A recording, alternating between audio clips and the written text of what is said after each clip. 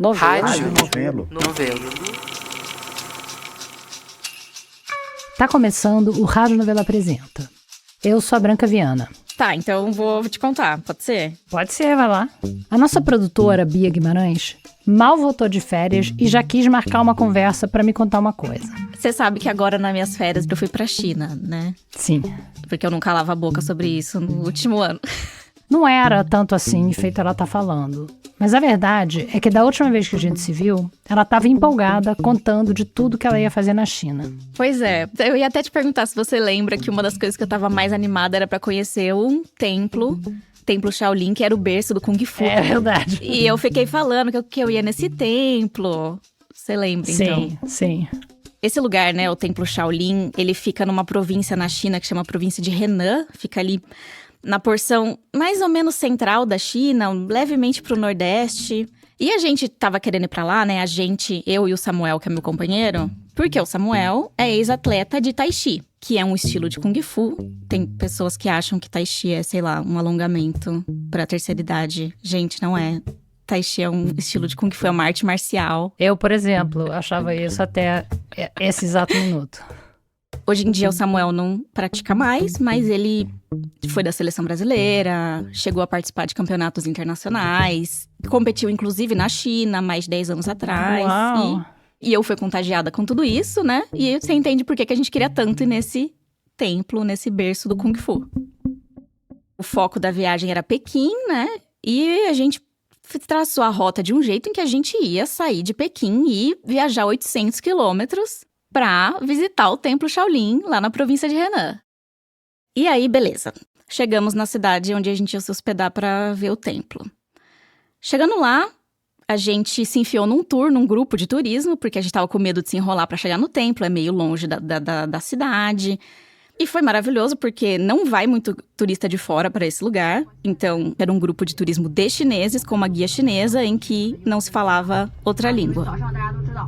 E o meu chinês e o do Samuel é nível contar até 10 e se cumprimentar. Tem um aplicativo que ele faz uma tradução ali instantânea. Você deixa ligado, ele vai captando o idioma e vai te botando no seu e vice-versa.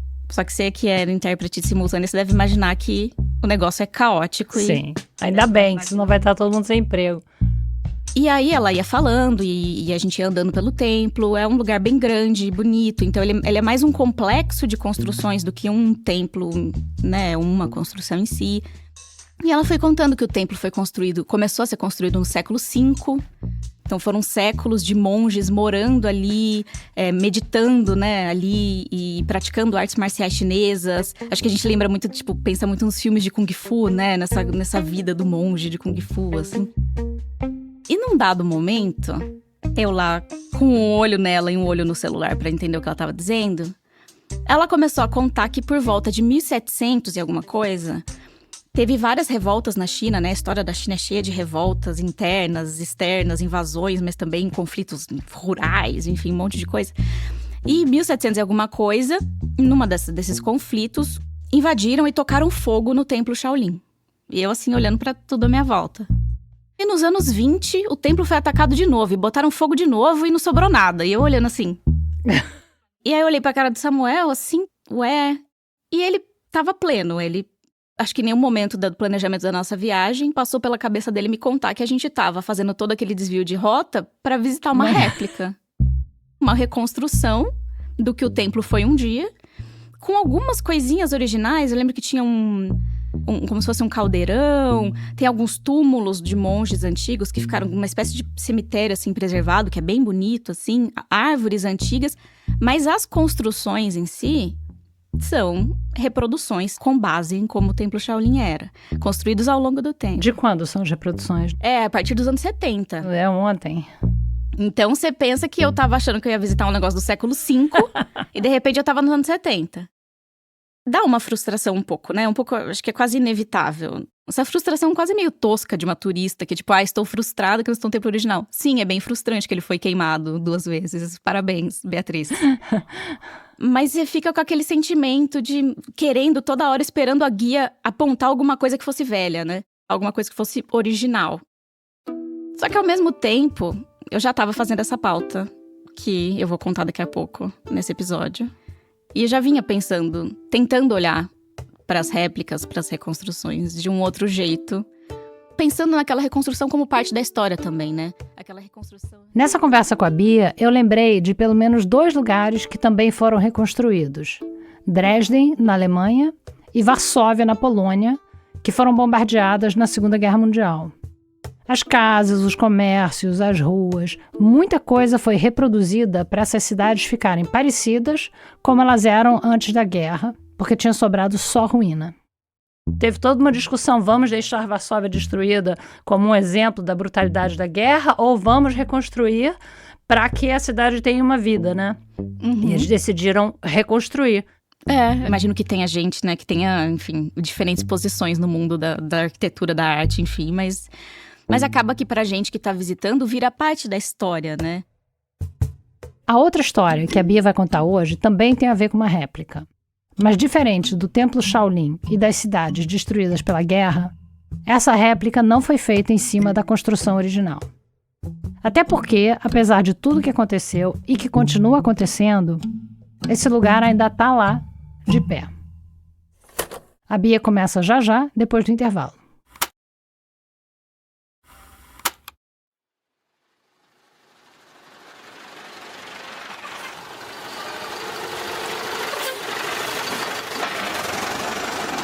Em outubro do ano passado, 3 caminhões estacionaram na aldeia Ulupuene, do povo Auja, que fica no Parque Indígena do Xingu. 3 caminhões que chegou na nossa comunidade. Eu sei. Sabendo o jeito que os povos indígenas estão sempre em ameaça no Brasil, ouvir uma coisa dessas, caminhões chegando numa aldeia, dá até medo do que pode ser. Bom, se ninguém soubesse que eles iam chegar, ia ser estranho mesmo. Mas não era o caso. Na verdade, já fazia um bom tempo que o pessoal da aldeia estava esperando por isso.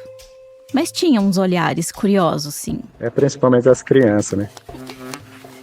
Todo mundo sabia qual era a carga que esses caminhões estavam trazendo. Mas não era tão fácil de imaginar ela. A gente está esperando. O Altaque é da aldeia Ulupuene. Meu nome é Altaque Waurá. Ele é antropólogo e está fazendo doutorado na Unicamp. Eu sou estudante indígena. E ele estava lá na aldeia naquele dia. Aí depois a motorista abriu o caminhão, aí todo mundo carregando, mas... Esse era só o primeiro dos caminhões. Porque a carga era tão grande que não dava para levar ela inteira num caminhão só. Pelo menos não num caminhão que passasse pelas estradas dentro do território do Xingu. Foi um mutirão para ajudar a descarregar as peças e levá-las para dentro de um centro cultural ali na aldeia. Estava embrulhado com a papelão. Aí a gente não conseguiu ver, né? Aí depois o pessoal já começou a trabalhar para montar. Junta aqui, solda ali. Foram 5 dias até eles terminarem de montar. O resultado tinha 1 tonelada, 8 metros de largura, por 4 de altura e 4 de profundidade. Aí quando ficou pronto, aí igualzinho, é o original. Igualzinho mesmo. Se algum desavisado passasse pela porta e desse uma espiada, ele ia achar que tinham levado uma pedra enorme lá pra dentro do centro cultural. Só que não qualquer pedra. Era uma gruta que todo mundo ali já tinha ouvido falar. Todo mundo, não só daquela aldeia, mas de todas as aldeias do povo Auja. E de outros povos do Xingu também. Quer dizer, parecia aquela gruta, mas não era ela exatamente. Era uma réplica. Aí todo mundo ficou feliz. Aí agora a gente vai... Só que o motivo para aquela réplica estar ali, para terem decidido reproduzir aquela gruta, não era motivo de alegria nenhuma.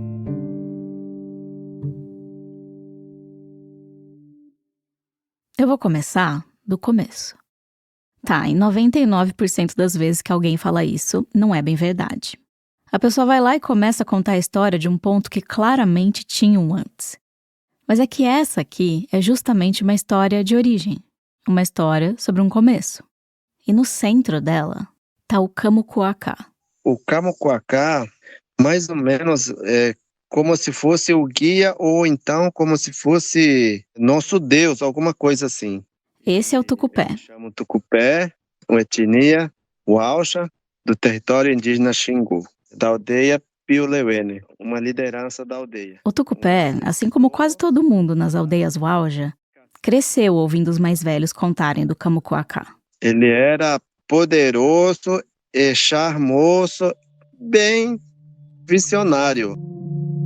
Muito, muito tempo atrás, antes mesmo de existir o dia e a noite, um povo extra-humano, os antepassados dos Uauja, vivia no alto do rio Batovi, onde hoje é o estado do Mato Grosso. E o Kamukuaká era o cacique desse povo. Ele dominava a maior parte do Xingu. Os detalhes podem mudar um pouco, dependendo de quem narra a história. Eu também ouvi, de algumas pessoas que eu entrevistei, que muita coisa pode se perder na tradução para o português. Mas a questão é que o Kamukuaká e o povo dele eram tão inteligentes, tão bonitos, felizes e habilidosos, Tudo era bem falado. que eles acabaram chamando a atenção de um cara invejoso, o Sol. Isso foi antes do Sol subir para o céu e passar a iluminar os dias. Então aqui você não precisa imaginar um ser todo brilhoso. Só um sujeito de carne e osso andando aqui pela terra mesmo. Um feio, tá? Porque além de invejoso, o Sol era feio. Continuando. Até que um dia o Sol resolveu ir lá desafiar eles. O Sol chegou de noite na aldeia do Kamukuaká, quando estava todo mundo dormindo, e ergueu a casa dele bem na frente da casa do Kamukuaká. E ele não parou por aí. Inventar o casar com a irmã do Kamukuaká. A Alapokumalu. Casou com a irmã, só que o Kamukuaká não ficou muito satisfeito com seu cunhado. Não demorou muito para o casamento desandar. E o Sol não ficou nada feliz com isso. Ele ficou puto da vida. E quis se vingar do Kamukuaká e do povo dele. Então o Sol teve uma ideia. Um plano para conseguir colocar o Kamukuaká e outras figuras importantes da aldeia na mira da flecha dele. E assim ele inventou fazer a festa de furação de orelha. O Sol usava brinco e falou que ia furar a orelha do pessoal para eles poderem usar brinco também. Ele deixou todo sentado no banco da centro da aldeia. Pediu para todo mundo fechar o olho. Ele pegou sua flecha com raiva, esticou. O Kamukuaká estava lá, de olho fechado. Mas ele era sábio. Ele já tinha sacado que tinha alguma coisa errada ali.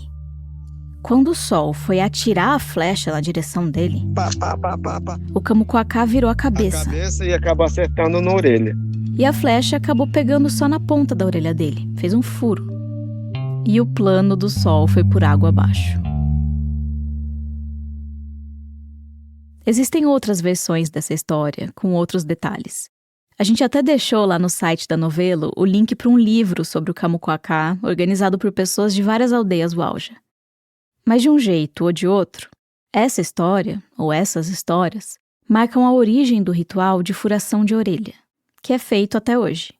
Ele virou um rito de passagem para os meninos que vão se tornar líderes da comunidade. E não só para o povo Uauja. Mais 8 povos do Xingu acabaram abraçando essa tradição. A briga entre o Kamukuaká e o Sol ainda teve vários outros capítulos depois desse, da furação de orelha. E em determinado momento, a coisa ficou tão séria que o Sol foi lá e transformou a casa do Kamukuaká em pedra. Jogou energia assim na parede de casa, se transformou rapidinho, virou como caverna. Que é essa gruta do Kamukuaká que existe. Isso, que existe. Do lado tem essa Casa do Sol também. Essa gruta, a casa do Kamukuaká e o cenário de toda essa história, continua ali, onde ela sempre esteve, no alto do rio Batovi, na porção nordeste do estado do Mato Grosso. É uma estrutura de pedra toda recortada, com vegetação crescendo por toda parte. Andando pelo entorno dela, você acha plantas medicinais e pedrinhas usadas para polir as cerâmicas tradicionais que eles fazem. Paisagem inteira ali está ligada na espiritualidade do povo Uauja. Por isso que quando a gente fala esse nome, Kamukuaká, a gente está falando daquele cacique poderoso e charmoso que liderou os antepassados do povo Uauja, e a gente está falando de um lugar. É como se a casa dele se confundisse com ele mesmo. E com essa história, que virou uma espécie de guia para esse povo. Numa das pedras que compõem a gruta de Kamukuaká, fica uma parte-chave dessa história. Ela forma tipo um paredão inclinado, então você precisa agachar um pouco para conseguir se aproximar e ver tudo que está guardado ali. Tudo que foi talhado ali, por gerações que vieram muito antes do tucupé e do acari. Acari, o Aurá, eu tenho 52 anos, eu sou cantor tradicional, ao mesmo tempo eu sou historiador e cacique da aldeia de Peperequé. Essa pedra é toda riscada, desenhada. As formas não são tão fáceis de identificar para um olhar destreinado, tipo o meu, mas a lista é longa. Ela tem animais. Tem peixes, tem libélulas, representações de vaginas, que são um símbolo de fertilidade. A pintura corporais. Composições geométricas que até hoje fazem parte das pinturas corporais do povo Auja. Se tem uma carafura, que machado que antepassado que usava aquele machado, hoje a gente não usa mais. Ainda não fizeram estudos que permitam dizer quando os desenhos foram riscados na pedra. Mas os arqueólogos acreditam que a ocupação da gruta pode ter começado por volta de 8.000 anos atrás, levando em conta as datações mais antigas da região. O pai do Acari também era cantor, historiador, cacique, e ele levava o filho para visitar a gruta desde pequeno. Para mim poder seguir a linhagem dele, cuidar aquelas nosso sagrado, muito importante para nós, por indígena, né? Eu falei lá atrás que as crianças do povo Auja crescem ouvindo a história do Camuquacá, né? Mas a verdade é que nem todo mundo teve essa chance de escutar ela ali, pertinho da gruta, olhando as gravuras dela. Para muita gente da geração do Acari para baixo, acompanhar essa saga exigia um pouco mais de imaginação. Eles ouviam a história da casa que tinha virado pedra, mas eles não iam lá visitar. Eu ficava interrogando na minha cabeça, como que o pessoal fala que é o lugar sagrado, por que a gente não vai lá? Aqui é de novo o tucupé.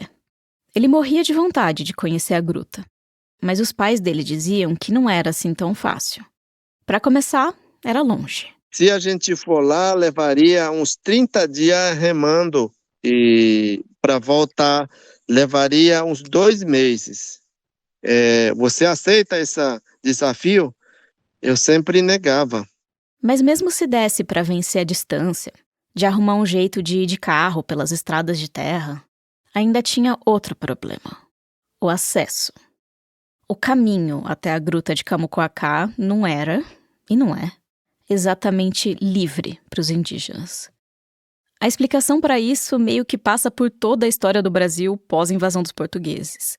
Acho que se tem um ano que marca o começo de um monte de problema, esse ano é 1500. Mas calma, a gente não precisa voltar tanto assim. Vamos pro comecinho dos anos 60. Naquela época, estava rolando uma movimentação para demarcar a primeira terra indígena do Brasil, o Parque Indígena do Xingu. Quem estava à frente dessa empreitada eram os irmãos Vilas Boas. Você já deve ter ouvido falar deles. O Cláudio, o Leonardo e o Orlando eram sertanistas e indigenistas e estavam envolvidos com a causa desde os anos 40. Não dá para contar a história do Xingu sem falar dos Vilas Boas, mas também não dá para olhar para a atuação deles e para a maneira como eles pensavam sobre os povos indígenas sem um olhar crítico. Eu já vou dar um exemplo disso.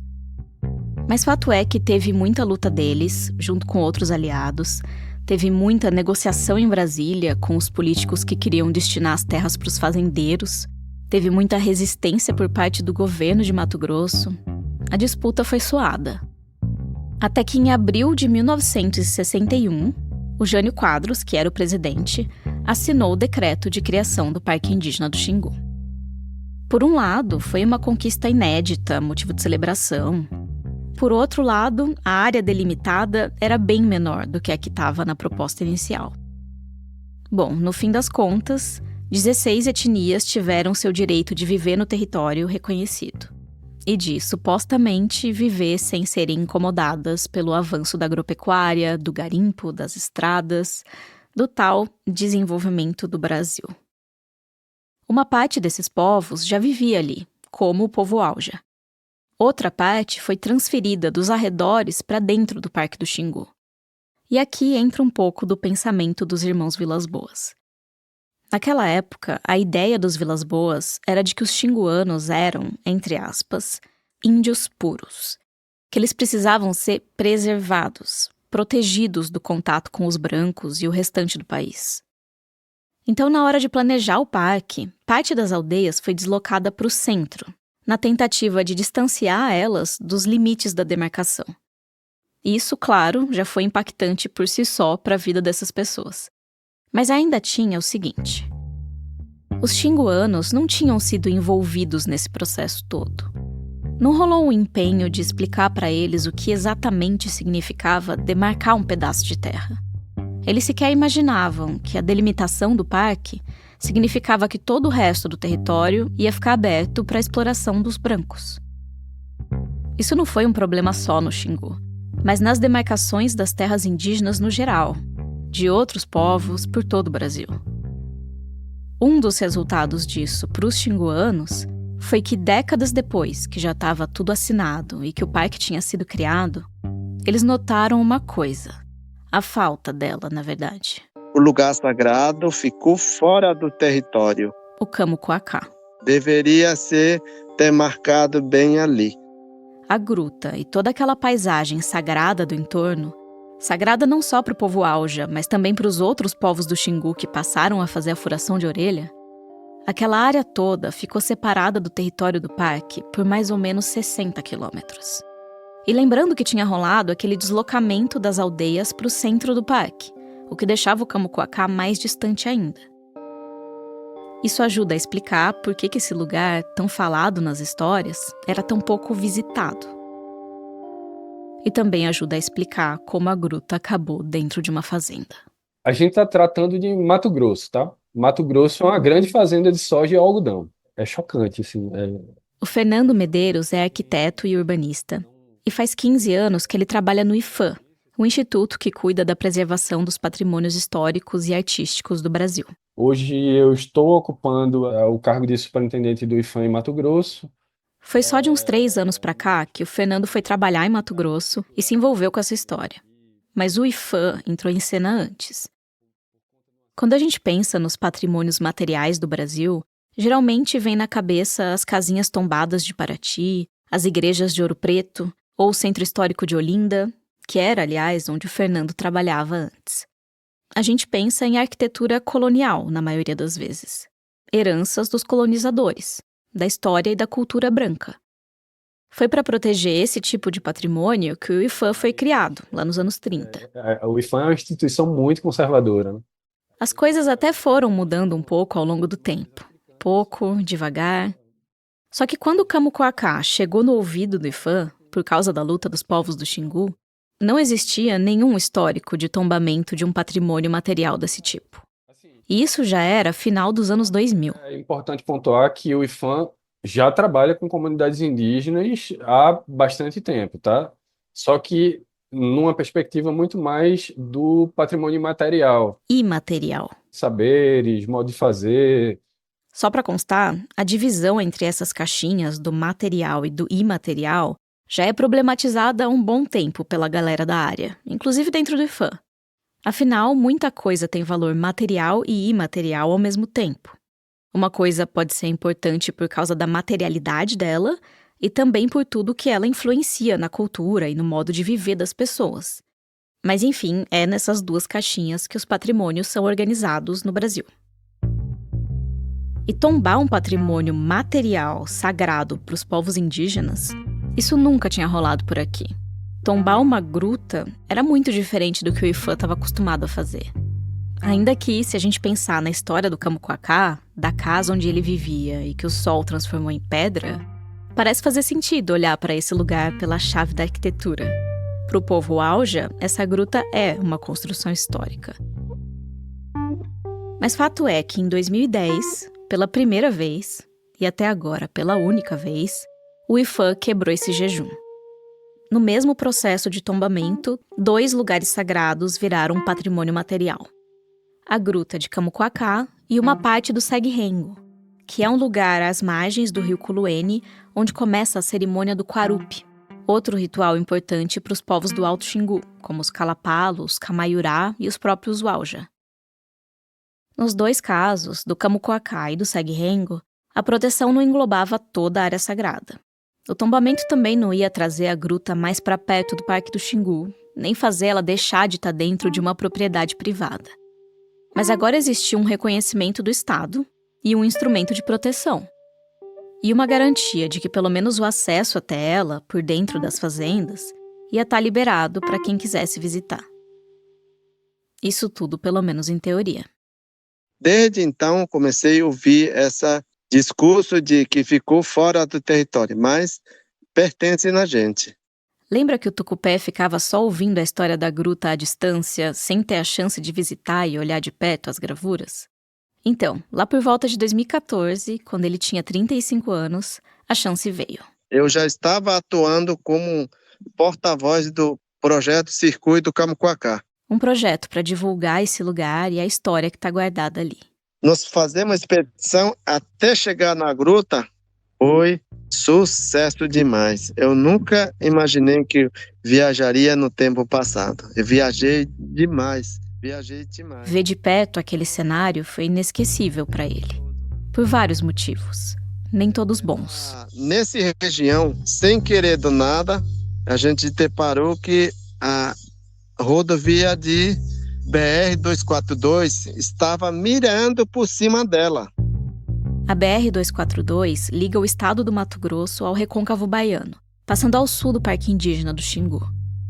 O que o tucupé viu é que tinha um novo trecho dessa rodovia prestes a ser construído ali, principalmente para servir no escoamento da produção agrícola da região. E essa estrada não só ameaçava passar praticamente em cima do território sagrado de Kamukoaka, como ia desmatar um pedação de floresta pelo caminho. Segura aí que a gente vai fazer um intervalo curtinho. Quando a notícia da construção da BR-242 chegou no território do Xingu, todo mundo ficou em alerta. Mas já eu volto nesse ponto para falar quantas anda essa história da rodovia.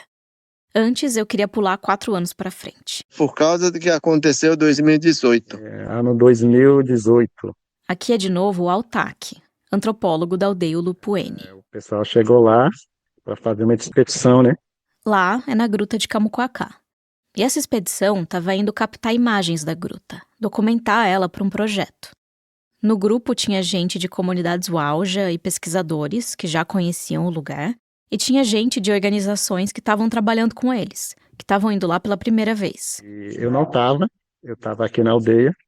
Aí lá que descobriram que a gruta já foi destruída, né? Quando o grupo chegou para ver o paredão de pedra, cheio de gravuras antigas, o que eles encontraram foi um monte de lacunas. Parecia que alguém tinha chegado com um facão ou algo do tipo e tinha golpeado, lascado a pedra até arrancar os desenhos. Não todos, mas muitos.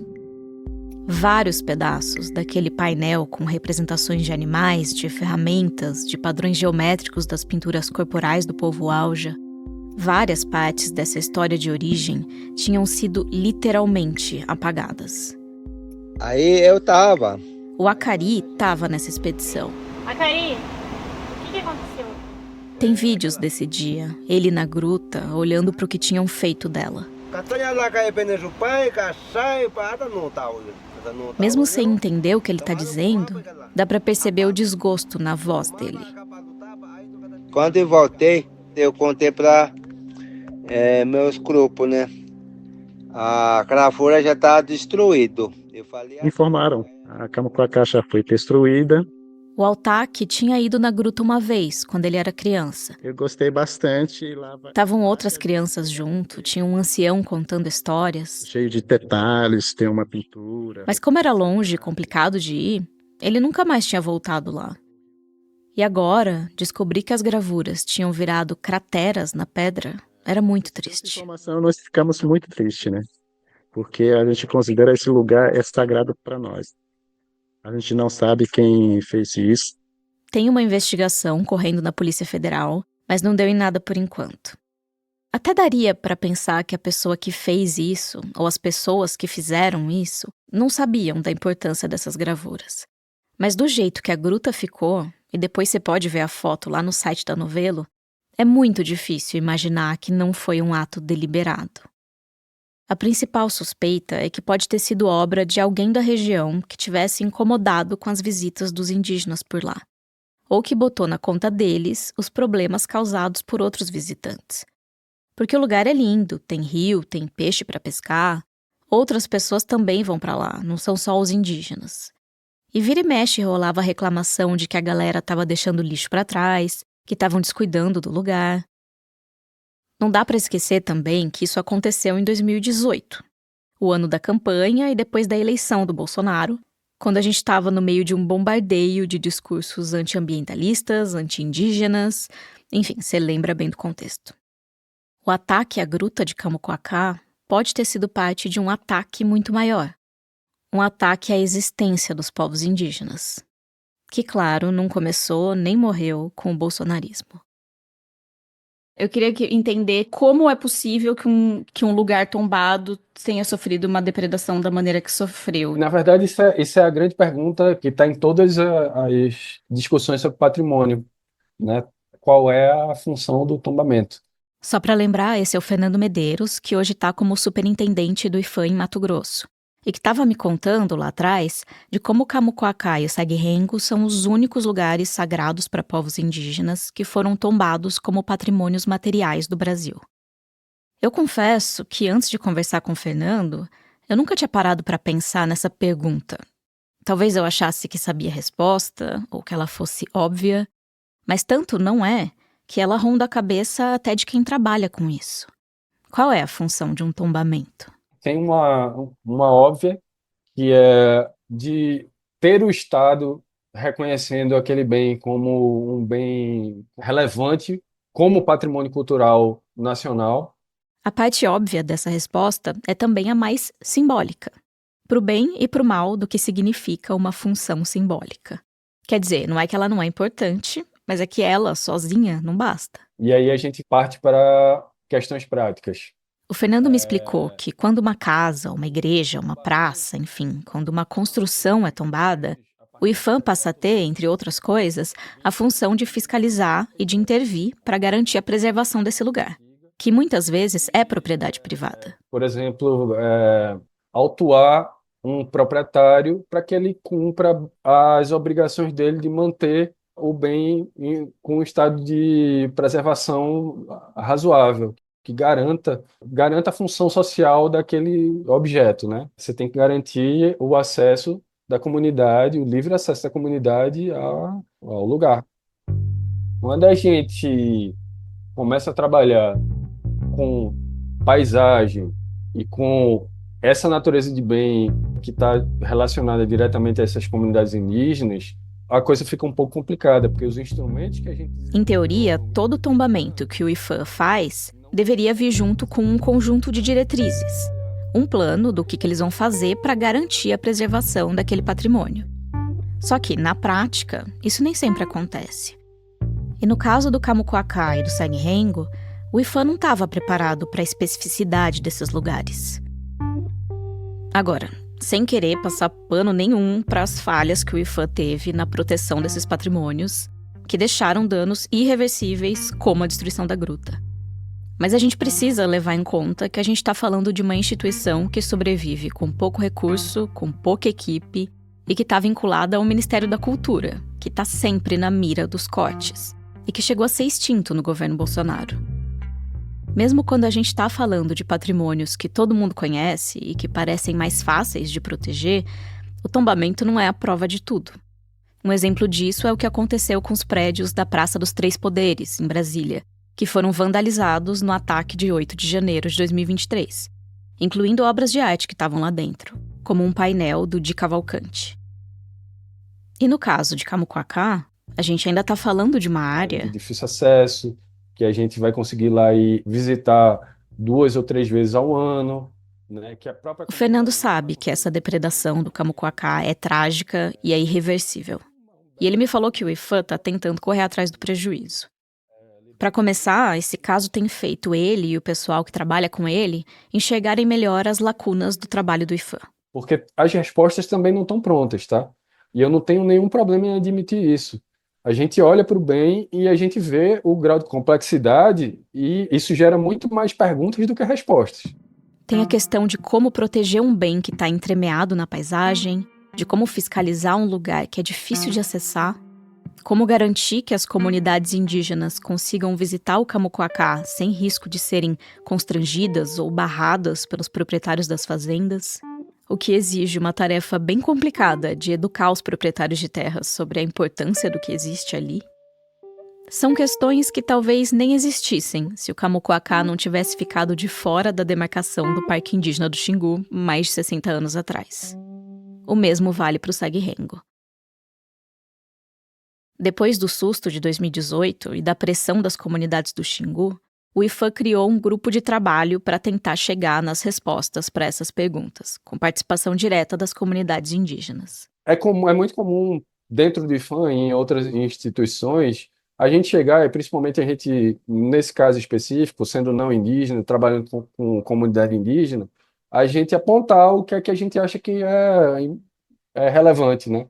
Do alto da nossa sabedoria sobre patrimônio cultural. E a dinâmica é justamente inversa, né?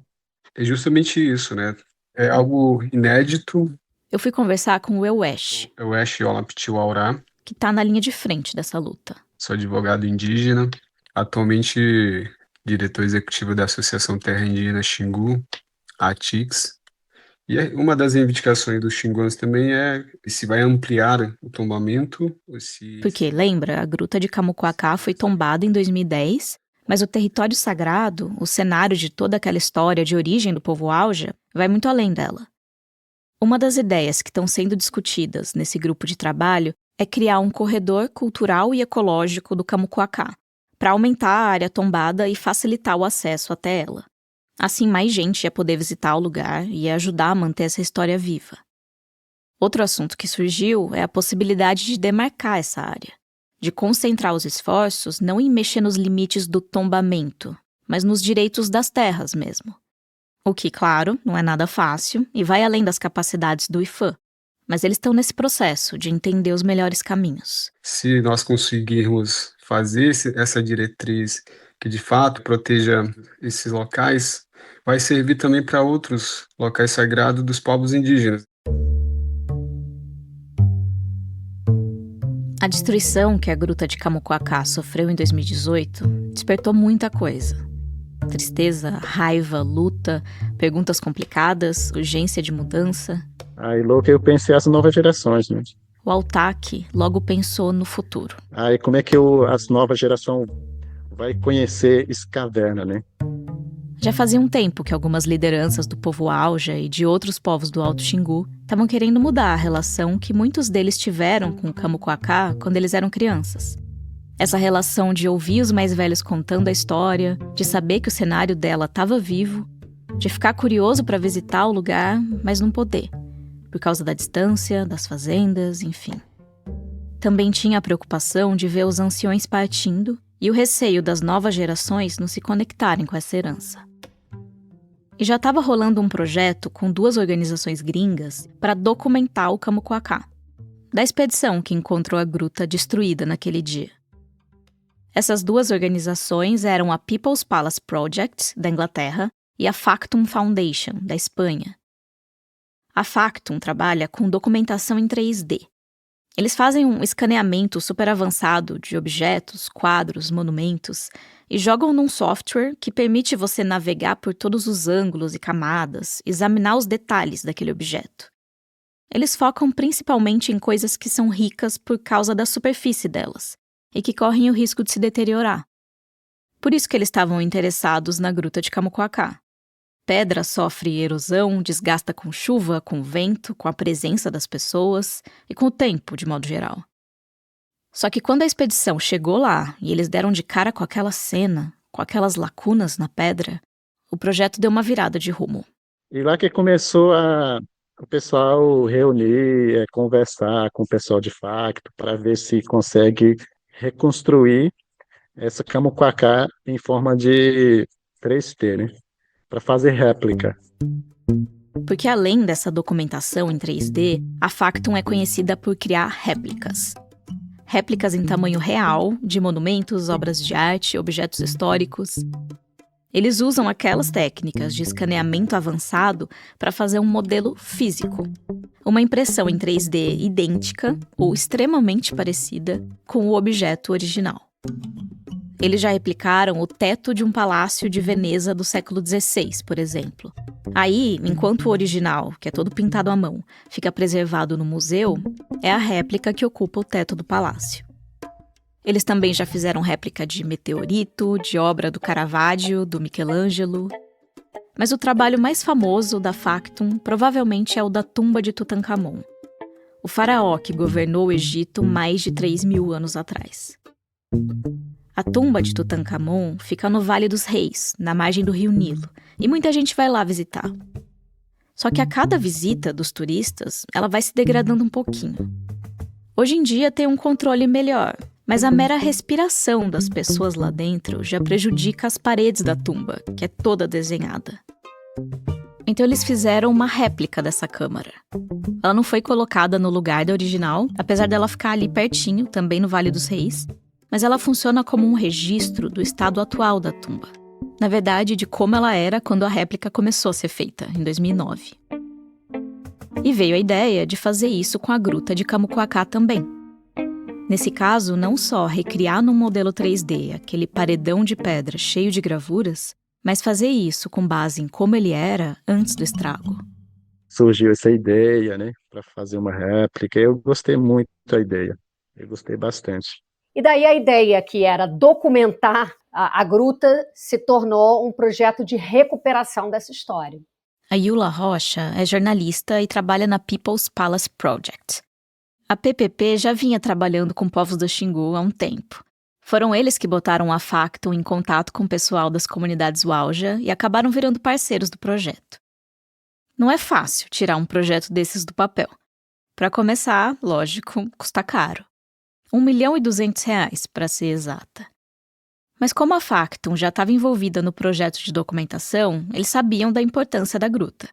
Então foi o trabalho de captar os recursos com instituições da Europa e dos Estados Unidos para começar a botar a mão na massa.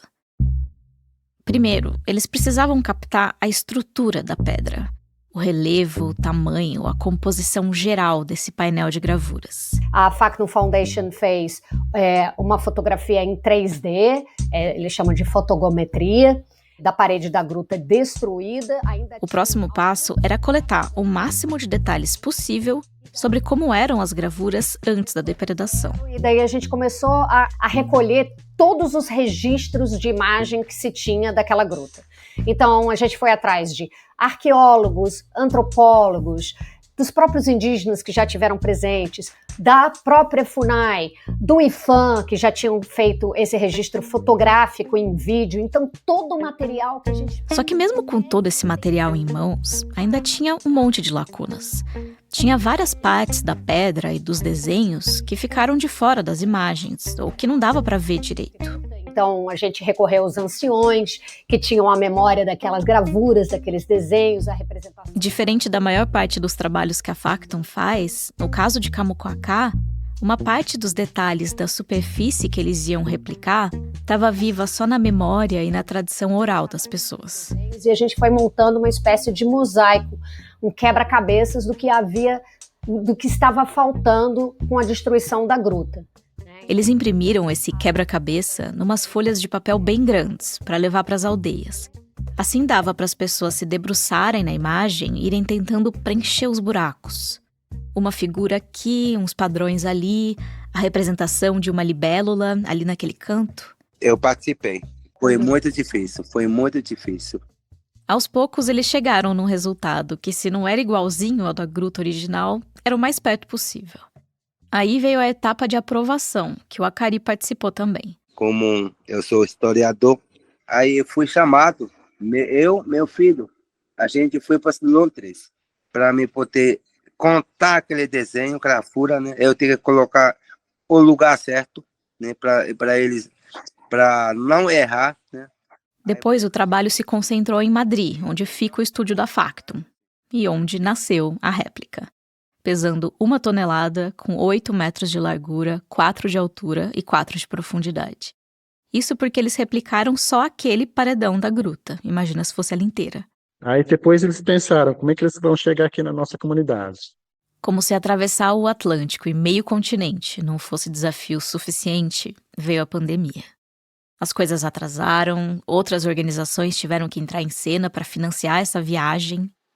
Mas em outubro de 2024, a réplica finalmente chegou na aldeia Lupuene. O Altaque, o Acari, o Tucupé, o Fernando, a Yula, muita gente estava lá para a inauguração da réplica da gruta. Como a Yula é jornalista, era ela que estava coordenando a divulgação do projeto, a cobertura do evento de inauguração. E nesse tempo todo, ela vinha tentando pensar no que isso tudo significava. Ela está acostumada a trabalhar com arte e comunidades tradicionais, mas ela nunca tinha parado para refletir muito sobre o significado de uma réplica. Só que não tinha como entender o significado que a réplica ia ter antes dela estar ali montada para todo mundo ver. Tinha que esperar a inauguração mesmo. E eles nos contaram na véspera que a dança que eles iam fazer na inauguração era a dança da furação de orelha. Teve a dança e depois eles foram andando do meio da aldeia até o centro cultural onde estava a réplica, que foi construído também como parte do projeto. E aí abriram a porta. Aí igualzinho, é o original. Igualzinho mesmo. Eu fico muito feliz, eu fico muito emocionado. Teve alguém na aldeia que não gostou dos mais velhos, ou que achou meio esquisito, que achou que não estava parecido? Tem sim. Maioria, né, gostaram réplica, e minoria não gostaram, eu não sei porquê. Mas tinha várias pessoas emocionadas, além do Acari. Quando essa pauta chegou pra gente aqui na Novelo, a gente foi fisgada por essa cena. As réplicas, as cópias, não costumam ocupar um lugar muito lisonjeiro no mundo. Ninguém quer enfrentar a fila para ver a réplica de um quadro famoso ou quer viajar para ver a cópia de um monumento histórico. Saber que a chegada da réplica de uma gruta deixou as pessoas emocionadas fez a gente pensar, por um momento, que o valor que um original tem e o valor que uma réplica tem podiam não ser tão distantes quanto a gente pensava. Mas depois ficou claro que não era uma questão de comparar o valor ou o significado de uma coisa com a outra. Eles são impossíveis de comparar. Não era aí que estava a chave dessa história. O Acari falou que, para ele, o que a réplica estava trazendo era a chance dele e de outras lideranças contarem a história do Kamukwaká para as novas gerações ali, sentados do ladinho da pedra, ou da cópia dela. Igual o pai dele fazia com ele. Tem muita dificuldade para a gente ir visitar no Kamukwaká original. Já o Tucupé contou que muita gente ficou emotiva porque lembrou dos anciões que costumavam contar a história do Kamukwaká e que já partiram. Alguns que até chegaram a embarcar na tarefa de preencher as lacunas da gruta, mas que já não estavam lá para ver o projeto pronto. A réplica não estava ali para substituir a gruta sagrada. A gruta existe, ela tá onde ela sempre teve. Era outra coisa. Ele não é original, ele é réplica. Por isso que a gente chama Eputalapiti. Kamukwaká Eputalapiti. É Oputalapiti? Eputalapiti, é réplica. Na língua do povo Auja, essa é a palavra para tudo que é uma réplica. O seu reflexo quando você olha para a água, uma foto. De fato, se parar para pensar, uma reprodução em 3D não é tão distante de uma foto, de um vídeo. São tecnologias que a gente usa para registrar alguma coisa, assim como uma pintura ou uma gravura numa pedra. Uma foto não substitui a coisa que ela está retratando. Uma réplica em 3D também não tem esse poder. Mesmo nos casos em que as réplicas são usadas para representar objetos que não existem mais, como vira e mexe acontece em museu, ou quando elas são exibidas para o público enquanto o objeto original fica guardadinho, mesmo nesses casos, elas não são uma substituição. E nem é para ser exatamente. Um original e uma réplica têm papéis diferentes no mundo. Muitas vezes, a réplica é uma lembrança. Uma lembrança do que não está mais ali, do que foi apagado, destruído, seja pelo tempo, um facão, uma guerra, um desastre natural. Ou uma lembrança que a gente capta agora para levar para o futuro.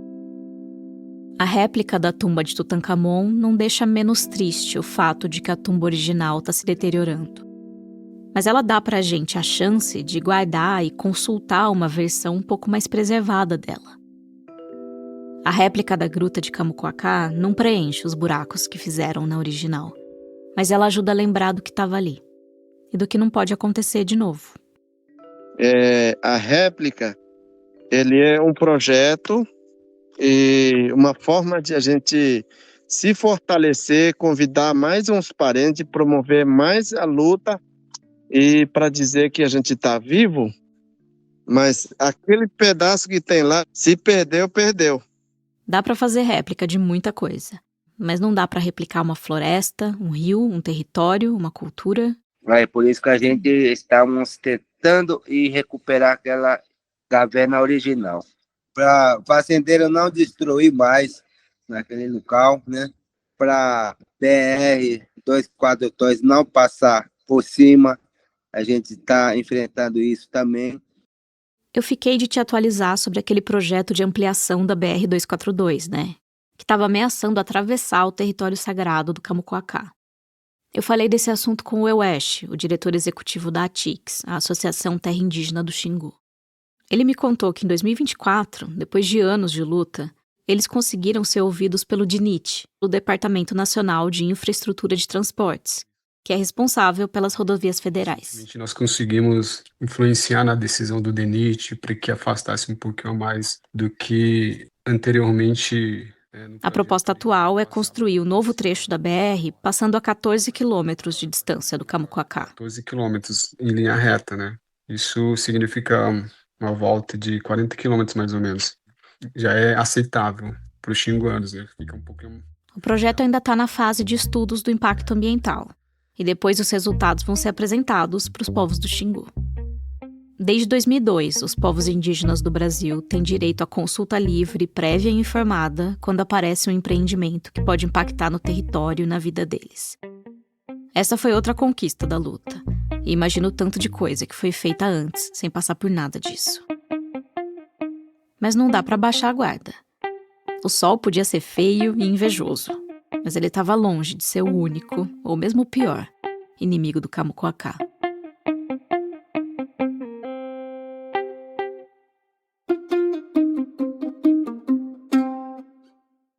Essa foi a Bia Guimarães.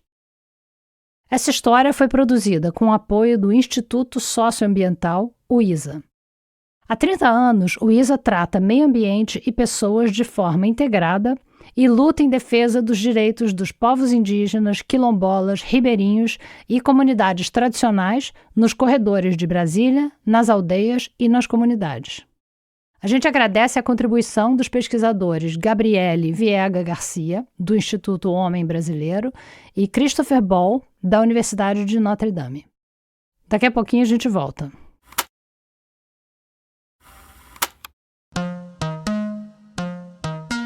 Obrigada por ouvir o Rádio Novelo Apresenta. Na página desse episódio no nosso site, tem fotos da gruta Camucoacá, a original e a réplica, e tem links para você se aprofundar no assunto. Lá no nosso site você também consegue assinar a nossa newsletter. É o melhor jeito de ficar sempre a par dos nossos episódios e do que a nossa equipe anda lendo, assistindo, ouvindo, cozinhando. E se você ainda não segue a gente nas redes, corre lá. A gente tá no Instagram, no Twitter, no Threads, no Blue Sky, no TikTok, além do YouTube. É só procurar @Rádio Novelo. Para comentários, elogios, críticas e sugestões de histórias, você pode mandar um e-mail para o apresenta@radionovelo.com.br. O Rádio Novelo Apresenta é um original da Rádio Novelo. Tem episódio novo toda quinta-feira. A direção criativa é da Paula Scarpim e da Flora Thomson Devô. A produção executiva é da Marcela Casaca. A gerência de produto é da Juliana Jäger e a gerência de parcerias é da Luísa Sade. A Natália Silva é nossa editora executiva.